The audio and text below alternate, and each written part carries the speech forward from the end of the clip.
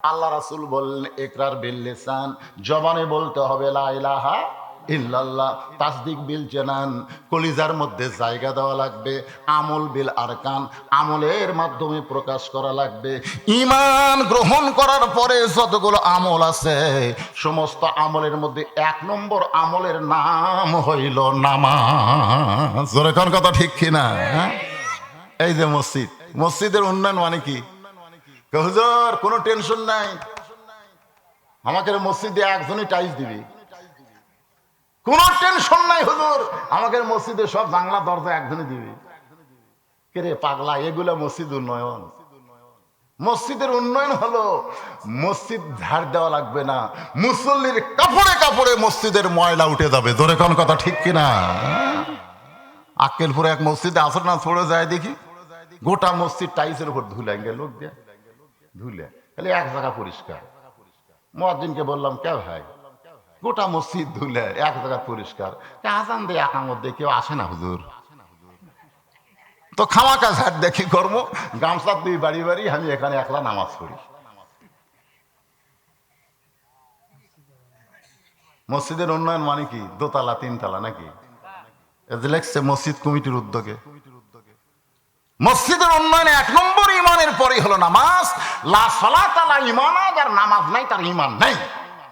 ইমাম মালিক রাহমাতুল্লাহ ফতোয়া দিয়েছে, কোন বেনামাজি, চিহ্নিত বেনামাজি যদি মারা যায়, আর জানাজাত যারা যাবে তাদের আমল নামায় 1 হুকবা পরিমাণ পাপ হবে।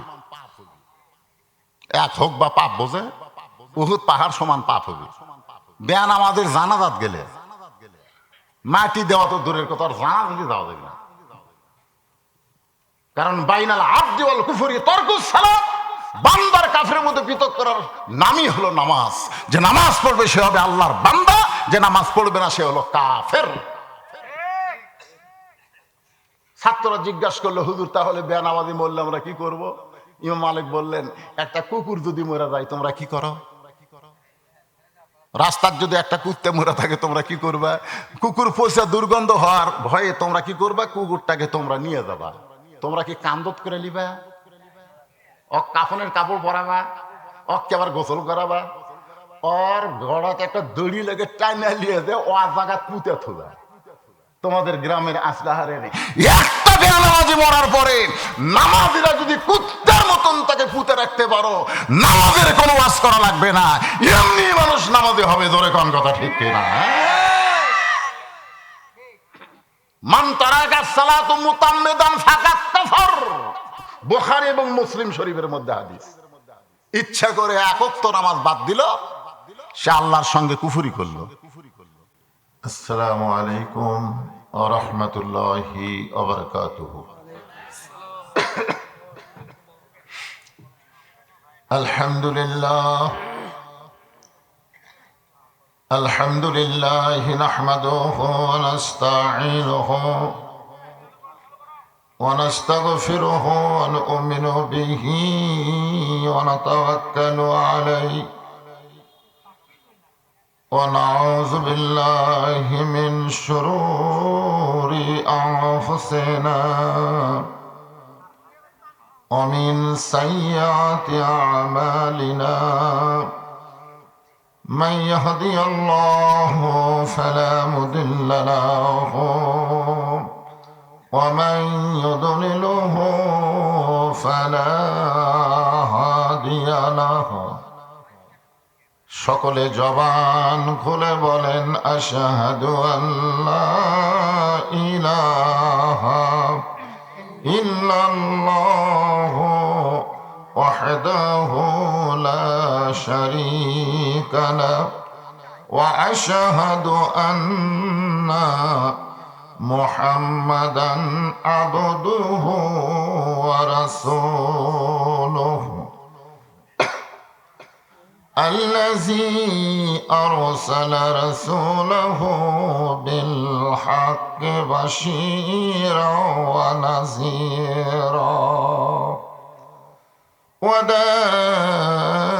وداعيا إلى الله بإذنه وسراجا منيرا فقد قال الله تعالى في كلامه المجيد والفرقان الحميد জবান খুলে সবাই পড়েন আউযু বিল্লাহি মিনাশ শাইতানির রাজিম বিসমিল্লাহির রহমানির রহিম ওয়াল আসরি ইন্নাল ইনসানা লাফি খুসর ইল্লাল্লাযীনা আমানু ওয়া আমিলুস সালিহাত وعملوا الصالحات وتواصوا بالحق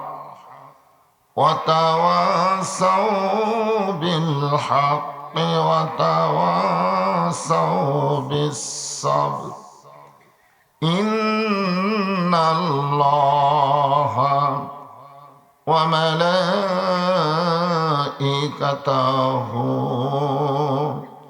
يصلون على النبي يا أيها الذين آمنوا صلوا عليه وسلموا تسليما اللهم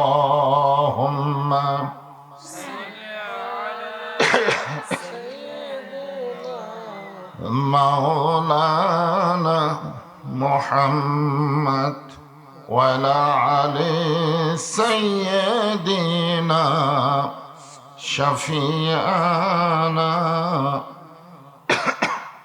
مشرق حب محمد সকলে বলি সাল্লাল্লাহু আলাইহি मतलाए दीवानी माँ मतलाए खुर्शीद इश्कास सीनाए सुजानी माँ बलागल उला बिकमालिही कशाफत दुजा बिजमालिही حسنت جميع خصاله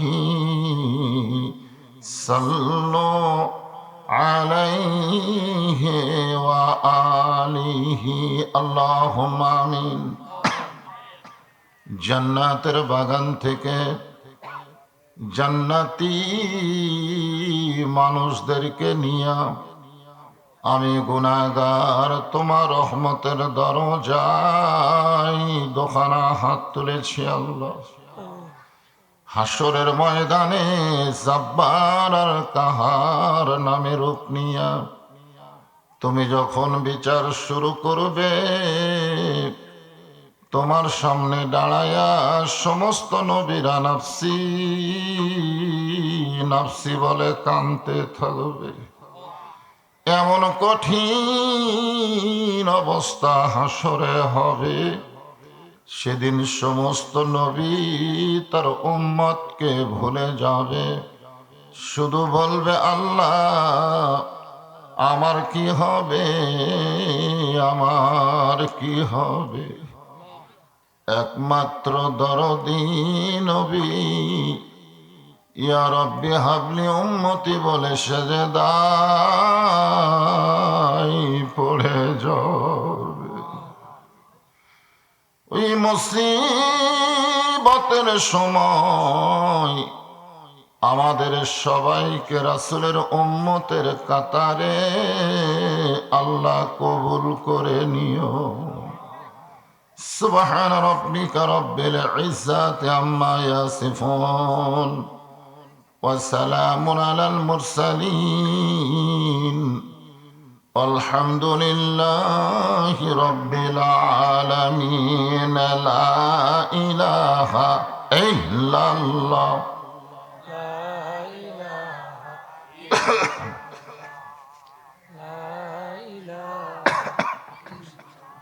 সকলে মহব্বতে লা ইলাহা ইল্লাল্লাহ লা ইলাহা লা ইলাহা ইল্লাল্লাহ।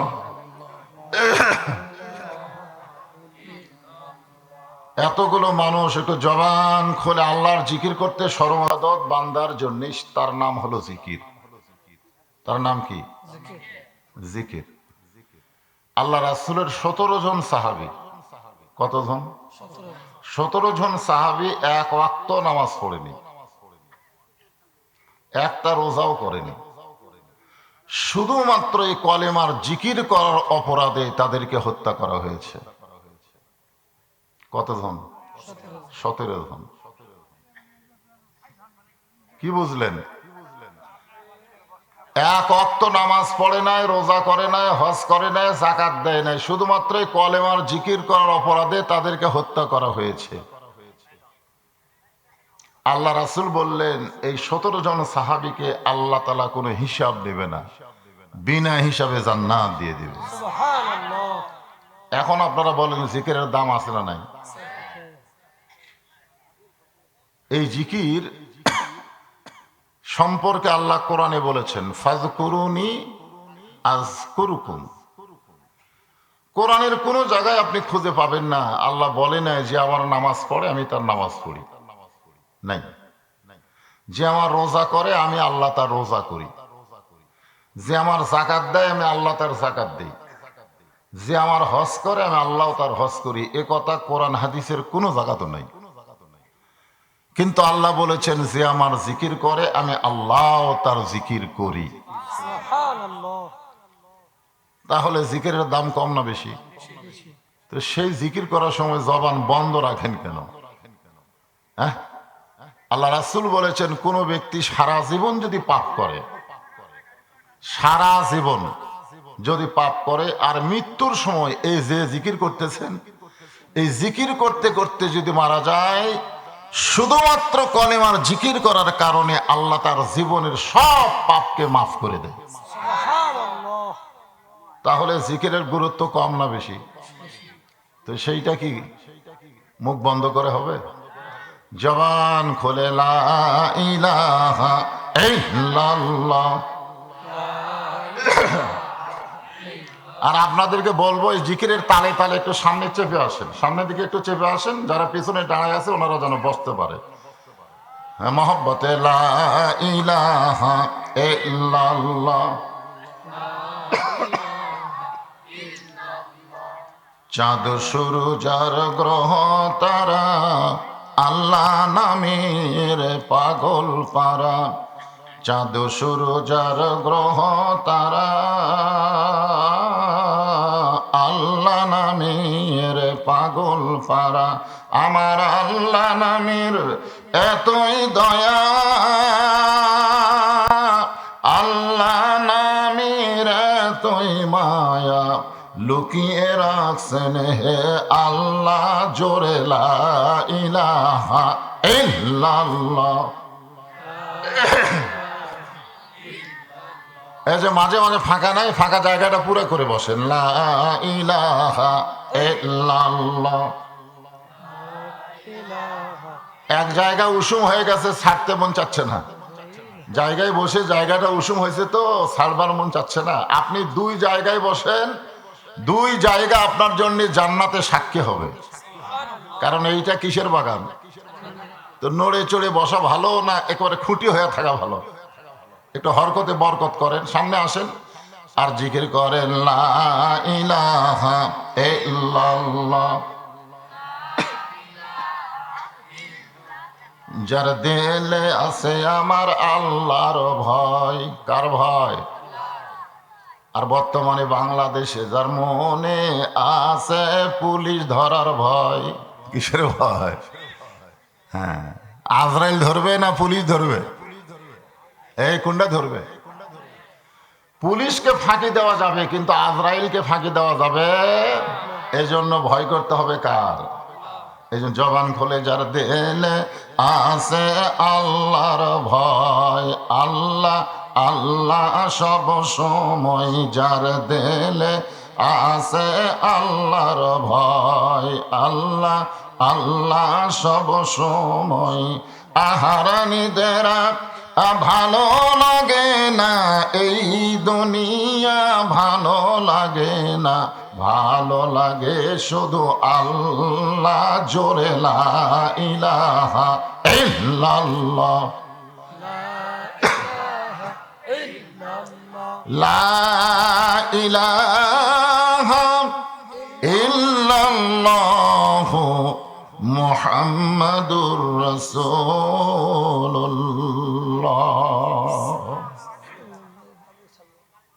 একজন খালি জোরে কইছে, আর বাদ বাকি কইল কি কইল না বোঝা গেল না। যখনই নবীর নাম উচ্চারণ হবে, আমি বলি বা আপনারাই বলেন, আমরা যদি শুনি তাহলে আমাদের উপরে কি বলা লাগবে? এটা সুন্নত না নফল? সুন্নত। কমপক্ষে একবার বলা ওয়াজিব, বলতেই হবে। যখনই নবীর নাম উচ্চারণ হবে সঙ্গে সঙ্গে বলতে হবে সাল্লাল্লাহু আলাইহি ওয়াসাল্লাম। আপনারা বলেন তো এইটা বললে লাভ কি? এই যে আপনারা কলেমার জিকির করলেন, করলেন না? সবাই করছেন তো ইনশাল্লাহ। এই জিকির কিন্তু ইবাদত, এটা মনে রাখবেন। অনেক কিছু আমরা বুঝি না।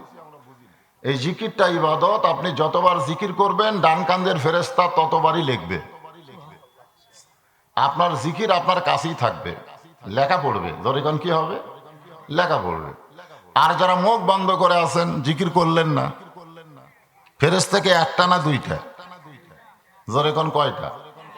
কেরামান কাতিবিনা ইয়ালামুনা মা তাফালুন। কাতিবিনা শব্দের অর্থ হলো দুইটা। যখন কয়টা? একটা আমরা বলি ডান কান্দে, আর একটা বাম কান্দে। তাহলে যারা জিকির করলেন না, মুখ বন্ধ করে থাকলেন, বাম কান্দের ফেরেশতা কি করবে? না, জিকির না করলে গুনাও তো লেখা যাচ্ছে না, কারণ মুখই খোলেনি। ওরা কলম খাড়া করে থাকবে। তা আল্লাহ বলবে, লেখা বাদ দা, কলম খাড়া করলি কে? আল্লাহ, হাজার হাজার তোমার বান্দার মধ্যে সবাই জিকির করে, কিন্তু এইটাতে করে না, তা আমরা লিখবো কি? আল্লাহ তখন বলে, লেখো বোবা শয়তান। আমি আল্লাহর জিকির করার সময় যারা জবান বন্ধ রাখে, আর যাই হোক তারা মানুষ হলেও বোবা শয়তান, মানব রূপী শয়তান। শয়তান দুই প্রকার, মিনাল জিন্নাতি ওয়ান নাস। এই জন্য জিকির করার সময় মুখ বন্ধ রাখা যাবে?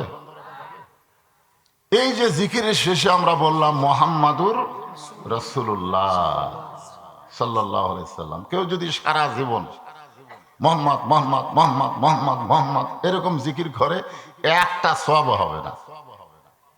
কেন হবে না কন্ত? কারণ জিকির শুধুমাত্র করতে হবে কার জন্য? আব্দুল আলিম একটা গান লিখছিল ভুল, পরে সেটা সংশোধন হয়েছে। নবী নাম জপে যেজন, নবী নাম জপে যেজন, সেই তো দোজাহানের ধনী। পরে সে গান কারেকশন করা হয়েছে। নবী নাম ভাবে যেজন, নবী নাম ভাবে যেজন, সেই তো দোজাহানের ধনী। কারণ নাম শুধু আল্লাহরই জপতে হবে, অন্য কারো নাম জপা যাবে না। কিন্তু নবীর নাম বলার পরে আমরা যে দরুদ শরীফ পড়লাম, এটা কিন্তু ডান কান্দের ফেরেশতা লিখতে পারবে না। কেন পারবে না? এটা আপনারা আজকে শুনে নেন। কারণ জিকির হচ্ছে ইবাদত, ইবাদত লেখার জন্য আল্লাহ ফেরেশতা সেট করছে। কিন্তু দরুদ শরীফ এটা ইবাদত না, দরুদ শরীফ হলো মহাব্বত। সুবহানাল্লাহ বলেন। আপনাদের কাছে আমার প্রশ্ন, ওজনে যদি দেওয়া হয় ইবাদত আর মহব্বত, ওজন বেশি হবে কার? এটা এমনি এমনি কইলেন না বুঝে শোনা কইলেন? ও নবীর খাতিরে কইছেন। মাশাআল্লাহ। আসলে অনেক কথাই মানুষ এমনি কইলেও ঠিক হয়, এই যে আমার এক বাপজান হোক আর ভাইজানি হোক বলছে নবীর খাতিরে এই একটা কথায় নবীর সুপারিশ পাওয়ার জন্য যথেষ্ট, বলেন সুবহানাল্লাহ। কারণ এখানে একদল ফেরেশতা আছে আল্লাহ মোতায়েন করে রাখছে, আপনি যখনই দরুদ পড়বেন আপনার মুখের দরুদ পড়া শেষ হওয়ার সঙ্গে সঙ্গে ডান কান্দের ফেরেশতা লিখতে পারবে না, বরং এই দরুদগুলো রাসূলের রওজা মোবারকে আপনার নামে জমা দেবে। কি কথা, যে ফেরেশতারা লিখতে পারলো না চলে গেল মদিনায় আল্লাহ রাসূলের কাছে। কেন যাবে? নিদানে আখেরাতে তরাইতে পুলসিরাতে কান্ডারি হইয়া নবী পার করিবেন সেই তরণী। সুবহানাল্লাহ। আর একটা গান আছে, এটা গান কিন্তু গানের মধ্যে কথাটা খুবই গুরুত্বপূর্ণ, সেটা হলো আছেন আমার মুক্তার, আছেন আমার বারিস্টার, শেষ বিচারের হাইকোর্টেতে তিনি আমায় করবেন পার, আমি পাপী রাসূল জাবিন্দার। আল্লাহ রাসূলের একটা হাদিসে বলা হয়েছে যে আমার কোন উম্মত যত পাপই করুক, যত পাপ করুক, যদি ঈমান নিয়ে মরতে পারে আমি রাসূল তাকে ছাড়া জান্নাতে ঢুকবো না। যত পাপই আপনি করেন, কিন্তু মরার সময় কি নিয়ে মরা লাগবে? ঈমান নিয়ে যদি মরতে পারে রাসূল বলেছে আমি তাকে ছাড়া জান্নাতে ঢুকবো না। এই যে আমরা দরুদ শরীফ পড়লাম, এই দরুদগুলো জমা থাকলো কার কাছে? আল্লাহ রাসূলের কাছে। আমাদের নেকির মধ্যে কিন্তু দরুদ নাই, তো রাসূলের কাছে দরুদ পাঠান, এটা কি সাধারণ কথা? এটা হলো মহাব্বত। আল্লাহর নবী বলেন আমার উম্মতেরা কিয়ামত পর্যন্ত যত ইবাদত করবে সেই ইবাদতের নেকি যদি এক পাল্লায় দেওয়া হয়, আর আমার আবু বকর এক রাত আমাকে যে মহব্বত করেছে সেই মহব্বতের নেকি যদি অন্য পাল্লায় দেওয়া হয়, ইবাদতের নেকির চাইতে আবু বকরের মহব্বতের নেকির ওজন বেশি হবে। সুবহানাল্লাহ। আপনারা বলেন তো, হয়তো আবু বকর এক রাত কি করছে? নামাজ পড়ছে, জিকির করছে, কোরআন তেলাওয়াত করছে। ওই গাড়ে সুরের মধ্যে আল্লাহ রাসূল ঘুমাইছে কিন্তু আবু বকর ঘুমায়নি। বিষাক্ত সাপ তারে কামড় দিয়েছে কিন্তু নবীরে ঘুম থেকে ডাক দেয়নি। আবু বকরের চোখের পানি নবীর গাল মোবারকে পড়লে নবী ঘুম থেকে চেতন পাইছে। আবু বকর জোহাত করে বলে, ইয়া রাসূলুল্লাহ, আমার চোখের পানি আপনার গালে পড়তে এটা আমি ইচ্ছা করিনি, অসতর্ক মুহূর্তে পড়েছে। রাসূল বলতেছে বাচ্চার কথা মনে করে কাঁদতেছে, বলে না হুজুর, সিদ্দিরের মুখে পা দিতে কি যেন বারবার কামড়ায়, এই কামড়ের কারণে আমার কলিজার মধ্যে এত কষ্ট হচ্ছে, এত বিষ, এত যন্ত্রণা, যার কারণে চোখের পানি আপনার গালে পড়ছে। আল্লাহ রাসূল বলে তুমি আমার ঘুম থেকে ডাক দিলি তো পারতে। আবু বকর বলে হুজুর, ওই আল্লাহর শপথ করে বলতেছি আমার জীবনের চাইতে আপনার ঘুমের দাম বেশি। শুধু একটা মহব্বত আমাদের সারা জীবনের ইবাদতের চাইতেও ওজন বেশি হবে। এই যে দরুদ শরীফ পড়তে আপনারা কৃপণতা করেন, যখনই নবীর নাম শুনবো আসতে বললে ফেরেশতারা শুনবে না, একটু জবান খুলে বলা লাগবে সাল্লাল্লাহু আলাইহি ওয়াসাল্লাম। আসলেহার উত্তরপাড়া নয়াপাড়া জামে মসজিদ কমিটি কর্তৃক আয়োজিত আজকের এই তাফসিরুল কোরআন মাহফিলে আল্লাহ তাআলা যেনাকে সম্মানিত সভাপতির আসনে কবুল করেছেন, অত্যন্ত যোগ্যতম আলেমে দ্বীন জনাব মাওলানা মোহাম্মদ মুফাজ্জল হোসেন। আজকের এই মাহফিলের সম্মানিত সহসভাপতি জনাব মোহাম্মদ জিয়াউর রহমান, সম্মানিত সভাপতি দ্বয়কে অন্তরের অন্তঃস্থল থেকে আমি শুভেচ্ছা জ্ঞাপন করছি।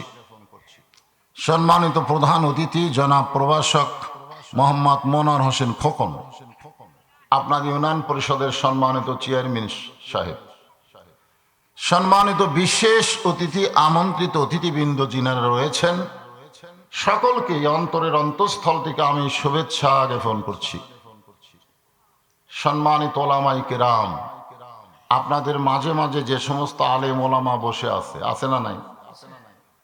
আবার মাগরিবের নামাজের পর থেকে এতক্ষণ পর্যন্ত কোরআন হাদিসের আলোকে অত্যন্ত গুরুত্বপূর্ণ আলোচনা করে আপনাদেরকে শোনালেন। বিশেষ করে আব্দুর রহিম বাদশা, যিনি কিছুক্ষণ আগে আপনাদের সামনে থেকে বিদায় নিলেন, আলেম ওলামা সহ আজকের মাহফিলের বক্তাগণকে অন্তরের অন্তঃস্থল থেকে আমি শুভেচ্ছা জ্ঞাপন করছি। এই মুহূর্তে আমার সামনে যারা বসে আছেন সবাই আমার পরিচিত। কেউ বলতেছে 300 টাকার বক্তা, কেউ বলে 500 টাকার বক্তা। ঘরের মধ্যে এগুলো গল্প হচ্ছে। আসলে এমন কোন গ্রাম নাই যেখানে আমি আসিনি, জোরে কোন কথা ঠিক কিনা? সবাই আমার পরিচিত। কিছু কিছু ইয়ং জেনারেশন আজকে এখানে এসেছে, যারা হয়তো ইউটিউবে আমার ওয়াজ শুনছে, সরাসরি হয়তো দেখে নাই, 2-1 হতে পারে। আমার সামনে যারা বসে আছেন আমার অত্যন্ত আপনজন, আজকের জান্নাতের টুকরার মেহমান, সুবহানাল্লাহ বলেন। জান্নাতের বাগানের মেহমান, যাদেরকে দেখার জন্য আল্লাহ অসংখ্য রহমতের ফেরেশতা নাজিল করেছে। এখানে ঢোকার সঙ্গে সঙ্গে আল্লাহ তাআলা আপনাদেরকে রহমতের কোলে নিয়েছে। এই মাহফিলে ওয়াজ শুনতে শুনতে কেউ যদি দুনিয়া থেকে বিদায় নেয়, রাসূল বলেছে বিনা হিসাবে আল্লাহ তারে জান্নাত দিয়ে দেয়। আমার সামনে যারা বসে আছেন, আমি আমার অন্তরের অন্তঃস্থল থেকে আপনাদের সবাইকে শুভেচ্ছা জ্ঞাপন করছি।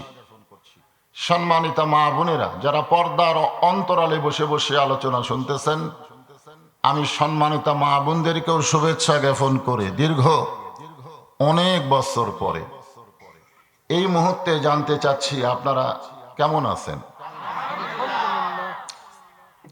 জি, আমি কেমন আছি বলবো, আপনারা তো আলহামদুলিল্লাহ, মাশাআল্লাহ। মানে কয়েকটা তসবিহ আছে একই সমান সওয়াব, তার মধ্যে একটা হলো সুবহানাল্লাহ, একটা হলো আলহামদুলিল্লাহ, একটা হলো ইন্না লিল্লাহ, আর একটা হলো নাউজুবিল্লাহ। এই সবগুলো কিন্তু সওয়াব একই, কিন্তু আমরা নাউজুবিল্লাহ কবার চাই না, ঠিক কিনা বলেন? হ্যাঁ, কই কখন কই? যখন খারাপ কিছু দেখি, খারাপ কিছু দেখি, খারাপ কিছু শুনি, তখন আমরা কি বলি? কথা কয় না। খারাপ কিছু দেখে, খারাপ কিছু শুনে যদি কেউ আলহামদুলিল্লাহ কয়, তার সওয়াব হবে না পাপ হবে? মানুষ মরার কথা শুনে কয় আলহামদুলিল্লাহ, ওই সময় আলহামদুলিল্লাহ ইন্না লিল্লাহ, ইন্না লিল্লাহ। মানে জায়গা বুঝে বলা লাগবে। বর্তমানে বাংলাদেশের যে পরিবেশ চলতেছে, এই পরিবেশে আলহামদুলিল্লাহ বলা খুবই কঠিন। আপনার বুঝবার পারতেছে না কি পরিবেশ চলতেছে। এমন একটা পরিবেশ চলতেছে যে আল্লাহর ক্ষমতার দিকে মানুষের খেয়াল নাই, একটা মানুষের ক্ষমতার দিকে মানুষ নজর করে বসে আছে, জোরে কোন কথা ঠিক কিনা? অথচ আল্লাহ কোরআনে সূরা মুলকে একটা রাজত্ব রাজ্য নামের সূরাই নাজিল করে বলেছেন, ওহু আলা কুল্লি শাইইন কাদির। প্রত্যেকটা বিষয়ের উপরে একমাত্র ক্ষমতাকার, জোরে বলেন না কেন? হ্যাঁ, কিন্তু বর্তমান বাংলাদেশের পরিবেশে আমরা কি সেই চিন্তা নিয়ে আছি? তারপরে আলহামদুলিল্লাহ বলার পিছনে আমি দোষ দেখি না, কারণ এই মুহূর্তে আপনারা এমন একটা জায়গায় বসে আছেন যে জায়গায় বসাটা আপনাদের দ্বারা সম্ভব না, কেবলমাত্র আল্লাহর দ্বারাই সম্ভব। সুবহানাল্লাহ বলেন। এটার দলিল কোরআনে আছে বলেই তো আমি কথাটা বলার সাহস পাইলাম। আল্লাহ বলেছেন, মা আসাবাকা মিন হাসানাতিন ফামিনাল্লাহ। বান্দা বান্দির দ্বারা ভালো যখন কোনো কাজ হয়, এ কাজ কিন্তু বান্দা বান্দি করে না, আল্লাহ করায়। এখন আপনারা বলেন, কোরআনের মাহফিলে বসা এটা ভালো কাজ না খারাপ কাজ? তাহলে এই ভালো কাজ যে আল্লাহ আমাদেরকে করার তৌফিক দিলেন, আমরা সে আল্লাহর উপরে খুশি না বেজার? তাহলে জবান খুলে সকলেই বলবো, রব্বানা লাকাল হামদ হামদান কাসীরান তাইয়িবান মুবারাকান ফীহি। আমরা কেন করলাম? হ্যাঁ, লাভ। আসলে আল্লাহর প্রশংসা করার বহু কারণ, তার মধ্যে এক নম্বর কারণ হলো আল্লাহ আমাদেরকে ভগবানের ঘরে, গডের ঘরে, ঈশ্বরের ঘরে না পাঠাইয়া সরাসরি আল্লাহ আল্লাহ যেই ঘরে উচ্চারণ হয় সেই ঘরে আমাদের কবুল করেছে। ইচ্ছা করলে আমাদেরকে আল্লাহ হিন্দুর ঘরে পাঠাবার পারতেন, কারণ দুনিয়াতে মানুষ পাঠানোর দায়িত্ব কার? আল্লাহ যদি আমাদের হিন্দুর ঘরে পাঠায় তা আমরা কি করব? করার কিছু আছে? আল্লাহ যদি আমাদেরকে ইহুদির ঘরে পাঠাতো, যে ইহুদিরা বাইতুল মুকাদ্দাসকে ধ্বংস করার চেষ্টা করতেছে, জোরে কোন কথা ঠিক কিনা, আমাদের করার কিছু ছিল? খ্রিস্টানদের ঘরে না, কিছুই করার ছিল না।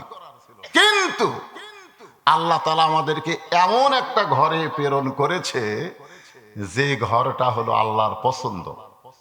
আল্লাহ কোরআনে বলেছেন, ওয়ামাইয়াবতাগি গায়রাল ইসলাম দীনান ফালাই ইউকবালা মিনহু।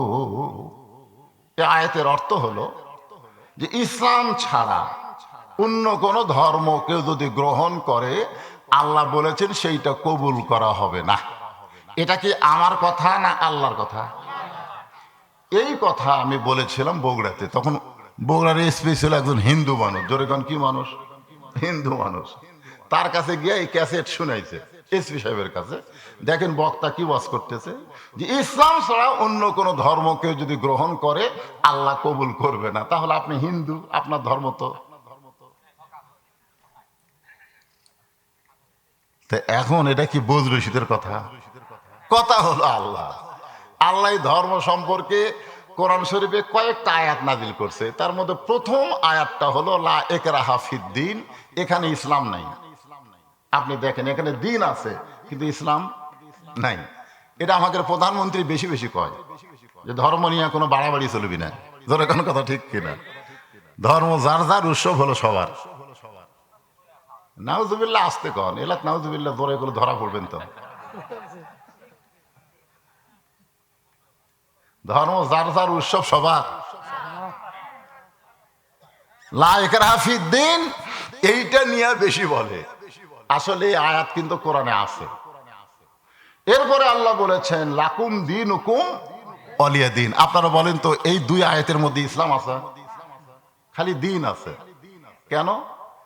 এই দুই আয়াত ইসলামের প্রথম অবস্থায় আল্লাহ নাজিল করছে, কিন্তু এরপরে যখন মুসলমান একটু একটু করে বাড়তিছে তখন আল্লাহ তাআলা নাজিল করলো ইন্না দীনা ইনদাল্লাহিল ইসলাম।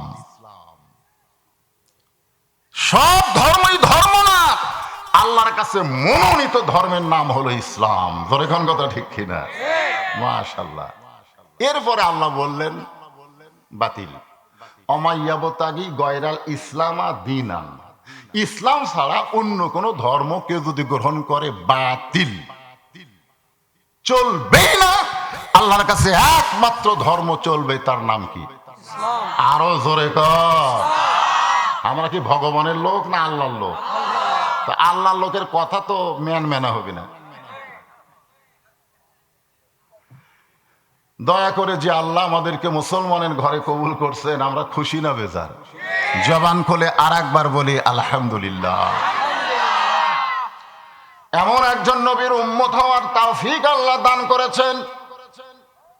বারবার আয়না যখন দেখবেন, এই কপালে মুখ থেকে এই এখানে হাত দিবেন, দিয়ে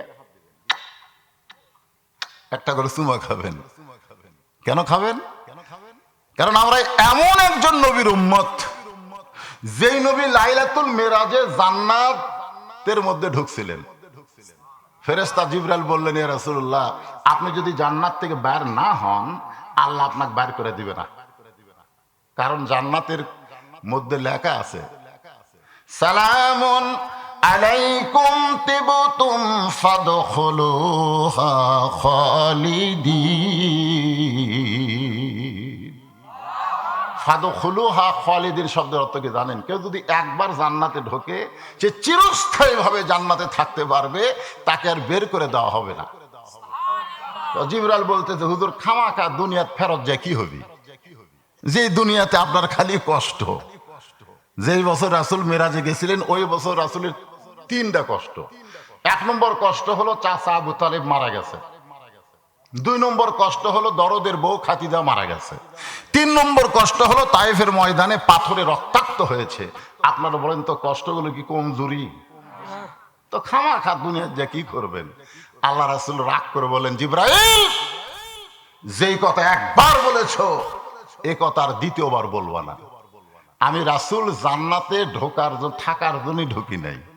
আল্লাহ যদি আমাকে বলতো জান্নাতে থাকার জন্য ঢোকেন, আমি রাসূল ঢুকতামই না। আল্লাহ আমার উম্মতের জন্য কেমন জান্নাত বানাইছে এটা দেখার জন্য ঢুকছি। জোরে কোন সুবহানাল্লাহ। কারণ আমি নবী আমার জন্য নই, আমি নবী হলাম আমার উম্মতের জন্য। সেই উম্মতকে আল্লাহ কেমন জান্নাত দিবে এটা দেখার জন্য ঢুকছি। তো জিবরাইল বলেন, হুজুর তাহলে আপনি কি জান্নাতে থাকবেন না? আল্লাহ রাসূল বললেন, আমি সেই দিন জান্নাতে থাকার জন্য ঢুকবো যেদিন আমার সমস্ত উম্মতেরা জান্নাতি হবে। চিন্তা করে দেখেন, এমন একজন মানুষের, এমন একজন নেতার আমরা উম্মত, যাকে বলি আমরা সাইয়েদেনা, আমাদের নেতা, যিনি জান্নাতে গিয়ে আমাদেরকে বলে নেয়, আর আমরা ভোট দিয়ে তাদের এমপি বানাই। এরা সংসদে গেলেই আমাদের কথা ভুলে যায়। জোরে কোন কথা ঠিক কিনা? কয়েক বছর আগে আমি আপনাকে নয়া পড়াইছিলাম, ওই যে রাস্তা আজও সেই রাস্তা। কি এরা কি ভোট পায় না? কিন্তু ভুলে যায়। আর সেই নেতার পাশে চামচাগিরি করতে আপনি মুসলমানের সন্তান, আপনার লজ্জা করে না? চামচা যদি হতে হয় বিশ্ব নেতার উম্মত হতে হবে। জোরে কোন কথা ঠিক কিনা? জান্নাতের মধ্যে গিয়েও আমাদেরকে ভোলে নাই। আমাদেরকে জান্নাতে ঢুকানোর পরে তারপরে তিনি জান্নাতে ঢুকবেন। তিনি হলেন ভাগ্য গুণে আমাদের নবী, কপাল গুণে আমাদের নবী। এই জন্য কপাল ধরে চুমা খাবেন। হরে কৃষ্ণ হরে রাম না, আমরা হলাম মোহাম্মদ রাসূলুল্লাহর উম্মত। খুশি না বেজার? জবান খুলে আর একবার বলি আলহামদুলিল্লাহ। আপনারা যে কোরআন থেকে তাফসির শুনবেন, তাফসির এখানে লেখছে তাফসিরুল কোরআন মাহফিল, এমন একটা কিতাব আল্লাহ আমাদেরকে দিল ভাই, যে কিতাবের শুরুতেই বললেন জালিকাল কিতাব লা রাইবা ফি। এটা এমন একটা কিতাব যার মধ্যে কোনো সন্দেহ নাই। আজকে সেই কোরআনের কথা বলতে গেলে অনেকে বাধা দিবার চায়। বদরুশিদের ওয়াজ চলবি না রে, করতে দিবে না রে। কারণ কি? কারণ কি? এই কোরআনে যে কথাগুলো আছে সেই কথাগুলোই তো বক্তারা বলবে, ঠিক কিনা বলেন? বাইরে বলবে? ব্যাখ্যা বিশ্লেষণ করতে গিয়ে একটু বলা লাগবে। আমি যদি বলি ওয়া হুয়া আলা কুল্লি শাইইন কাদির, এর ব্যাখ্যা করতে গিয়ে যদি বলি যে 5 তলায় উঠে 1.5 লাখ টাকার খাট, 12,000 টাকার কম্বল, মাঘ মাসে রাত 9টার সময় ঘুমানোর আগে বলতেছে আমার বাড়ি আমার ঘর আমাক নামাইকে, এই কথা বলে যদি ঘুমায় যায়, আপনার বলেন তো কান্দের ফেরেশতা খুশি হবি না বেজার হবি? তো কান্দের ফেরেশতা আল্লাহ বলতেছে, আল্লাহ ই যে কইলো আমার বাড়ি আমার ঘর আমাক নামাইকে, তাহলে এক নামানোর কেউ নাই, কোন আছে? তো এখন আল্লাহ প্রত্যেকটা বিষয়ের উপরে ক্ষমতা কার? তো আল্লাহ রাত 3টার সময় একটা ভূমিকম্প দিছে, এরকম একটা ভূমিকম্প মাত্র 5 সেকেন্ডের। ওই এত ফোর্সে নামছে যে কম্বলের মধ্যে লুঙ্গি খুলে আছে, ওটাও পর্যন্ত পরার টাইম পায়নি। 2 কান্দের ফেরেশতা বলতেছে আল্লাহ নামাইলা নামাইলা, তাই বলে ন্যাংটা করে নামালা।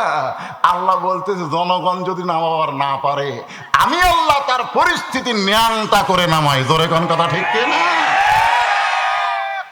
এটা হলো ক্ষমতার মালিক আল্লাহ। তুমি বান্দা হয়ে ক্ষমতা দেখাবার চাও, তো তাহলে তাফসির করতে গিয়ে এরকম 2-1টা কথা না বললে তো আপনার বুঝবেন না। জোরে কোন কথা ঠিক কিনা? একটু বোঝানোর দরকার আছে না? না? হ্যাঁ। তো সেই জন্য আল্লাহ কোরআনের প্রথমেই বললেন যে এমন একটা কিতাব যার মধ্যে কোনো সন্দেহ নাই। এই পর্যন্ত বলে আমার আল্লাহ চুপ থাকলো? এরপরে আল্লাহ বললেন হুদাল্লিল মুত্তাকিন, পাইকারে হারে সবাইকে কোরআন হেদাত দিবে না। কোরআন থেকে যদি হেদাত নিবার চাও তাহলে তোমাকে মুত্তাকি হতে হবে। মুত্তাকি কি হওয়া লাগবে? মুত্তাকি। এখন মুত্তাকি হবার গেলে এখানে কিছু কয়েকটা পয়েন্টের কথা আল্লাহ বলেছেন। প্রথম পয়েন্ট হলো আল্লাযীনা ইউমিনুনা বিল গায়ব, অদৃশ্যের প্রতি বিশ্বাস স্থাপন করা লাগবে। মুত্তাকির এক নম্বর বৈশিষ্ট্য হলো না দেখা আল্লাহকে বিশ্বাস করা লাগবে। ধরে কোন ঠিক কিনা? বিশ্বাস করে এই ইমানটাই না দেখা আল্লাহকে কোন জায়গায় ঢুকান লাগবে? কলিজার মধ্যে। তাসদিক বিল জানান ভাই সভাপতি সাহেব, কলিজার মধ্যে ঢুকান লাগবে। এখন উকিল এসে বলতেছে আপনার তো ফাঁসি রায় হয়েই গেছে, তবে একটা মাধ্যম আছে যদি বাঁচবার চান, রাষ্ট্রপতির কাছে একটা দরখাস্ত লেখেন, রাষ্ট্রপতি যদি দয়া করে আপনাকে ক্ষমা করে তাহলে আপনার ফাঁসি হবে না, ফাঁসি হবে না। তখন আসামি মুচকি মুচকি হাসতেছে। তো উকিল বলে হাসেন কেন?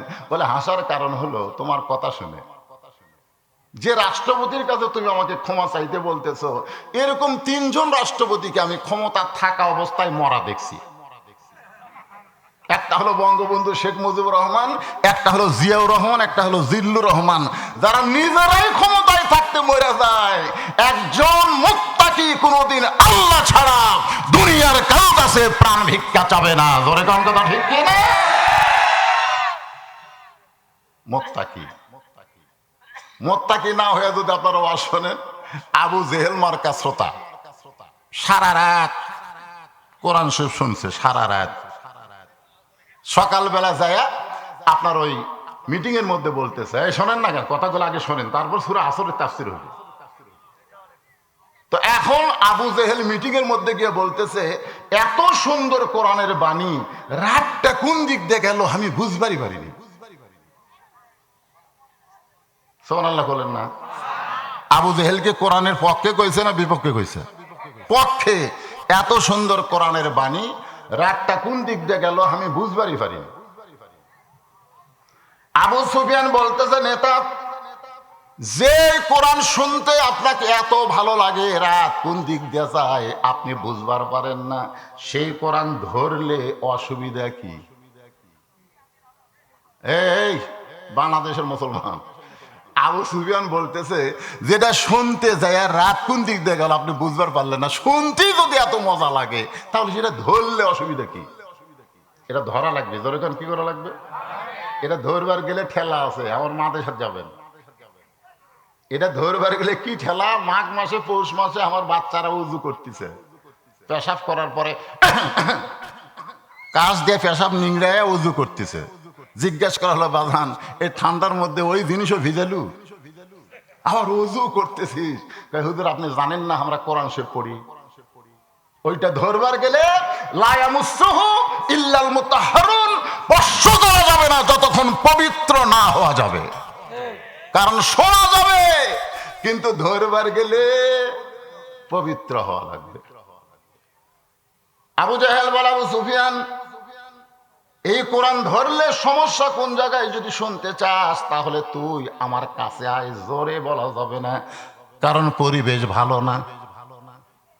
পরিবেশ হক কথা আস্তে আস্তে বলা লাগবে। আবু জেহেল হক কথা বলবে আস্তে আস্তে, কাছে। যে কাছে আইছে এটা কান দে, হক কথা, অথবা সবেল হক।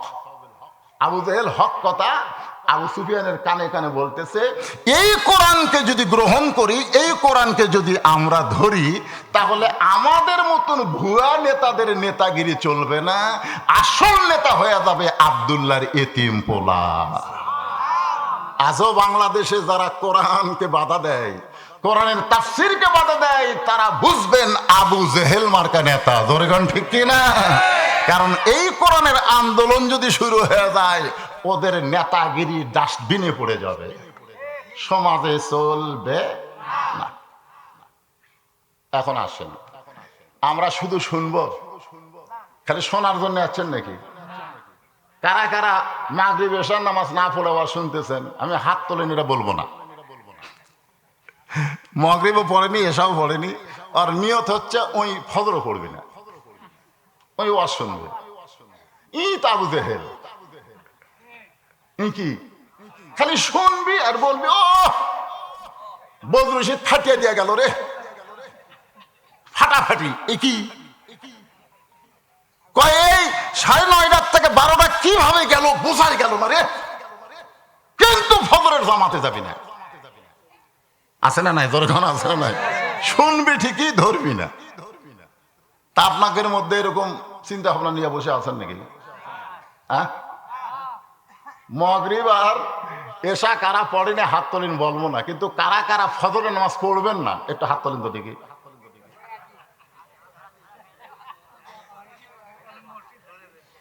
ভরা লাগবে না? মাশাআল্লাহ, আলহামদুলিল্লাহ। কেউ ফজরের নামাজ ছাড়বে না, কারণ হাত তোলেনি তো। আল্লাহ সবাইকে আজকের ওয়াজের পরে ফজরের জন্য কবুল করো, জোরে কোন আমিন। কারণ বর্তমান প্রধানমন্ত্রী অনেক নেতারাই বলে যে 564টা মসজিদ করে দিছে পারে। সেই রকম মসজিদ রে। অনেক নেতা বলে পৃথিবীর কোন প্রেসিডেন্ট, কোন প্রধানমন্ত্রী এত মসজিদ তৈরি করেনি যেটা বাংলাদেশের প্রধানমন্ত্রী করছে। বাংলাদেশের প্রধানমন্ত্রী মসজিদ তৈরি করেছে, কিন্তু মসজিদের মধ্যে মুসল্লি ঢোকার আইন চালু করেনি। জোরে কোন কথা ঠিক না? 500 কেন 5 কোটিও যদি মসজিদ বানায় কোনো লাভ নেই, কারণ মসজিদে ঢোকার একটা আইন আছে। আছে না নাই? জোরে কোন আছে না নাই? আমার আগে যে বক্তা ওয়াজ করছে, ওয়াজ করে গেছে। কাউকে যখন ক্ষমতা দেওয়া হয়, ক্ষমতার মালিককে আল্লাহ কিছু দিনের জন্য দেয়। যদি সে মুসলমান হয়, তার 1 নম্বর দায়িত্ব হলো 500 মসজিদ বানানো না। 1 নম্বর দায়িত্ব পদ্মা ব্রিজ তৈরি করা না। 1 নম্বর দায়িত্ব ওভার ব্রিজ তৈরি করা না, লেক তৈরি করা না। 1 নম্বর দায়িত্ব হলো আকামুস সালাত, নামাজ কায়েম করা। জোরে কোন কথা ঠিক কিনা? কারণ নামাজ যদি কায়েম হয়, আপনি কি মনে করতেছেন এই ছেলেরা এদের সারাদিন মোবাইলে 4টা ছেলে বসে আছে, কেউ কারোর সাথে গল্প নাই, খালি মোনাজাত করতেছে। বাড়ির মধ্যে ঢুকে দেখেন বাপের কাছে এক মোবাইল, মায়ের কাছে একটা, ছোট্ট একটা বাচ্চা, ওর হাতে একটা। ওরা ছোট মানুষ, ওরা গেম দেখতেছে। কিন্তু ওইটা যখন যুবক হবে, তখন দরজা জানলা বন্ধ করে দিয়া ওই যে কি দেখবি, কি দেখবে? কিন্তু যদি মুত্তাকি, হুদাল্লিল মুত্তাকিন, যদি ভিতরে আল্লাহর ভয় থাকে, তাহলে বিশ্বাস করবে কেউ না দেখলেও আল্লাহ দেখতেছে, আর 2 কাঁধের ফেরেশতা লিখতেছে। জোরে কোন কথা ঠিক কিনা? খালি একটা বিশ্বাস থাকলে একা ভাসছে মুড়ি ছিল মারা পারবি না, কারণ কেউ না দেখলেও কে দেখতেছে, আর ফেরেশতারা লিখতেছে। তুমি কয় বাপের জন্মায়? তুমি একলাই 10টা ভোট মারলে, তাহলে তোমার 10 বাপ। তুমি তো জাউরা সন্তান। জোরে কোন কথা ঠিক কিনা? কারণ তোমার বাপের হিসাব নাই, খালি সমানে মারতেছে। তার মানে শোনেন, কে দেখতেছে? হুদাল্লিল মুত্তাকিন। কোরআন থেকে হেদায়েত নিবার গেলে মুত্তাকি হওয়া লাগবে। মুত্তাকির বৈশিষ্ট্য বলার আগে সূরা আসর একটু খেয়াল করবেন। আল্লাহ তাআলা সময়ের কসম করলেন, আসর মানে সময়। জোরে কেন? আসর মানে কি? বর্তমান সময় এমন একটা সময় চলতেছে, এই সময়টা অত্যন্ত গুরুত্বপূর্ণ। আমি আমার দিকে তাকাই, চিন্তা করি, এই আসলাহা, ভালসুন, তারপর আপনার যে মণ্ডপ, কি লক্ষ্মী মণ্ডপ, যখন আইছিলাম তখন আমার দাড়ি কাঁচা আসলো, বারে আসলো না? কিন্তু আজকে আয়নার সামনে গেলে ওই তো আব্দুল আলিম কয়ে গেছে, মিশে মায়ায় বন্দি থাইকা করলাম কত খেলা, পশ্চিম দিকে তাইকা দেখো তোমার ডুইবা গেল বেলা। আসর মানে সময়, কঠিন সময় চলতেছে। সন্তান কান্দে, হুজুর খালি কান্দে, পানি ফোড়া দিলাম, ভালো হয় না। সরাসরি নিয়ে আয় সূরা ফাতিহা, ফালাক, নাস পড়ে দোয়া দে, আরো জোরে কান্দে। কোন সময় চলতেছে, দোয়া দরুদ দিয়ে কান্না বন্ধ হচ্ছে না। 1 মাস পরে বললাম, মা খবর কি? আর কান্দে না হুজুর, যখনই কান্দে মোবাইল চালু করে দিই। হুজুর আমার একটা ছেলে আছে, খাওয়ার সময় মোবাইল চালু না করলে খাই না হুজুর। এমন একটা সময় চলতেছে যেই সময়ে ছোট্ট বাচ্চার কান্না বন্ধ হয় মোবাইল দিয়া, ভাত খাওয়ার লাগে মোবাইল দিয়া, সেই সময়টা ভালো সময় নয়। এই সূরা আসর যখন আল্লাহ নাযিল করছে তখনও মক্কার সময় খুব একটা ভালো আসলো না। আজকে বাংলাদেশের সময় খুব একটা ভালো যাচ্ছে না। এই জন্য সময়ের কসম করে আল্লাহ বললেন, ইন্নাল ইনসানা লাফি খুসর। ইন্না মানে নিশ্চয়, ইনসান মানে মানুষ, লাফি মানে ভিতরে, খুসরুন মানে ক্ষতি। নিশ্চয়ই মানুষগুলো ক্ষতির ভিতরে। যে মানুষ সম্পর্কে আল্লাহ তাআলা 4টা শপথ করছে, কয়টা? সেই মানুষকে ক্ষতির কথা বলতেছে, আমি তো ভাবতে অবাক হই। দেখেন 4টা শপথ, খুব খেয়াল করেন। ওয়াত্তিন, কয়টা? ওয়াজ্জাইতুন, ওয়াতুরি সিনিন, ওয়াহাজাল বালাদিল আমিন। এরপর আল্লাহ বলতেছেন, লাকাদ খালাকনাল ইনসানা ফি আহসানি তাকওয়িম। সুবহানাল্লাহ। এই সূরা আসরের মধ্যে বলতেছে নিশ্চয়ই মানুষগুলো ক্ষতির ভিতরে। আবার সেই মানুষ সম্পর্কে আল্লাহ 4টা শপথ করে বললেন, মানুষকে সর্বোত্তম আকৃতি দিয়ে আমি আল্লাহ সৃষ্টি করেছি। বলেন সুবহানাল্লাহ। যে মানুষ তৈরি করার পরে আল্লাহ ফেরেশতা দিয়া সেজদা করায় নিলেন, যে মানুষ আমাদের আদি পিতা আদম আলাইহিস সালাম, ফেরেশতাদের কাবা আমাদের বাবা। ধরে কোন সুবহানাল্লাহ। ফেরেশতা জিবরাইল ইমাম হলো, সমস্ত ফেরেশতারা মুসল্লি হয়ে আদমকে সেজদা করবে। ইল্লা ইবলিস ওয়াস্তাকবার, শুধুমাত্র একজন সেজদা করলো না, যার নাম হলো ইবলিস। ধরে কার নাম কি? আল্লাহ বলে, কে ইবলিস? এই সবাই আদমরে সেজদা করলো, তুই করলি না কেন? ইবলিস বলতেছে, আল্লাহ আমার ঈমান এত দুর্বল না, যে কপাল আপনাকে সেজদা দেয় সেই কপাল আপনি ছাড়া অন্য কাউরে সেজদা দিবে না। আল্লাহ বললেন, তোর মুখ যা কয় তোর অন্তর তা কয় না রে। ইল্লা ইবলিস আবা ওয়াস্তাকবার, অন্তরের খবর জানে কে? আরো জোরে বলেন, বের হয়ে যা, আমার রহমত হেদায়েতের মধ্যে তুই আর থাকতে পারবি না, বের হ। তো শয়তান যাওয়ার সময় বলতেছে, আল্লাহ বার হয়ে তো যাবোই, কিন্তু একটা প্রশ্ন করবো। আল্লাহ কয়, কি প্রশ্ন? ইবলিস বলতেছে, প্রশ্ন হলো আপনি বড় না আদম বড়? ও আল্লাহ কয়, তোর কি মনে হয়? ইবলিস বলতেছে, 6 লক্ষ বছর আপনাকে সেজদা করলাম, 6 লক্ষ বছর। কয় বছর? আর একটা সেজদা আদমকে করলাম না। তাহলে এক সেজদা না করার কারণে 6 লক্ষ বছরের সেজদার কি খবর? আল্লাহ বলতেছে, ইবলিস শুনে নে, আমি আল্লাহ আদমকে এত ভালোবাসি, আমার চাইতেও অনেক বেশি একটা সেজদা না দেওয়ার অপরাধে তোর 6 লক্ষ বছরের ইবাদত বাতিল করে দিয়েছি। সুবহানাল্লাহ বলেন না। আমি আল্লাহ আদমকে এত ভালোবাসি, আমার চাইতেও কি রে, কথা বোঝেন না? কার চাইতে বেশি? আল্লাহ নিজের চাইতেও আদমকে, মানুষকে বেশি ভালোবাসে। জোরে কোন সুবহানাল্লাহ। যার কারণে একটা সেজদা না দেওয়ার অপরাধে তোর 6 লক্ষ বছরের সেজদা বাতিল। চিন্তা করে দেখেন, আমরা সেই মানুষ, আর সেই মানুষকে লক্ষ্য করে আল্লাহ বললেন ক্ষতির ভিতরে। এখন আমার সঙ্গে একটা গজল, কথা কর না কেন, কথা কর না কেন? এটা কোরআনের কথা না আমার কথা? সুম্মা রাদান্নাহু আসফালা সাফিলিন মানে কি? কুকুর শুকুরের চাইতেও খারাপ। আরে আল্লাহ বললেন, ইল্লাল্লাযীনা আমানু ওয়া আমিলুস সালিহাত বিনিয়াতি ওয়া তাওয়াসাউ বিল হাক্কি ওয়া তাওয়াসাউ বিস সবর। তোমাদেরকে ক্ষতির মধ্যে আমি ফেলে দিব না। আমি আল্লাহ তোমাদেরকে এত দয়া করে তৈরি করেছি, তোমাদেরকে ক্ষতির মধ্যে ফেলবো না যদি তোমরা চারটা আমল করবার পারো। ধরে কোন কয়টা? আঙ্গুলের দিকে তাকান, কয়টা? চারটা বিষয়ের আলোচনা হবে। এক নম্বর হলো ঈমান। ঈমান যদি না থাকে আপনি যতই আমল করেন কোন আমল আল্লাহর দরবারে কবুল হবে না।